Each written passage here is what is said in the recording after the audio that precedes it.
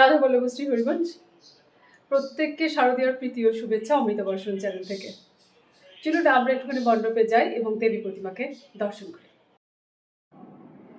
চলুন আমরা দর্শন করি অসুরদলনী দেবী দুর্গা। আমরা জানি তিনি মহিষাসুরকে বধ করার জন্য আবির্ভূত হয়েছিলেন।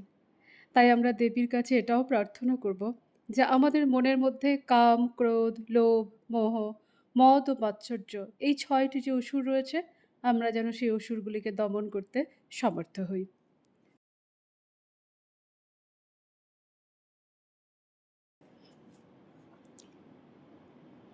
পুজোর প্যান্ডেলে বিভিন্ন ধরনের থিম ছিল।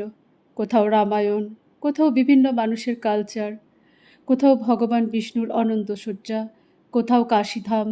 সব ছবি তুলে উঠতে পারিনি, তাই দেখাতেও পারলাম না। এইসব দেখতে দেখতে শুধু একটা কথাই মনে হচ্ছিল যে ঈশ্বরের মতো মানুষও বুঝি সৃষ্টিশীল। কেনই বা হবে না? মানুষ তো ঈশ্বরেরই অংশ। ভগবান তার ভগবদ্ গীতায় বলেছেন যে মানুষ তার অত্যন্ত প্রিয়। মানুষকে এত চেতনা দিয়ে তৈরি করেছেন যে অন্য কোনো প্রাণীকে কিন্তু তিনি এত চেতনা দেননি। আবার একটা কথাও মনে হলো যে এই সব কিছু ঈশ্বরেরই সৃষ্টি। ঈশ্বর মানুষ সৃষ্টি করেছেন, আর মানুষ তার শিল্পকর্ম দিয়ে মণ্ডপ তৈরি করেছেন। তাহলে এগুলি মানুষের মধ্যে দিয়ে ঈশ্বরের সৃষ্টিই তো হলো।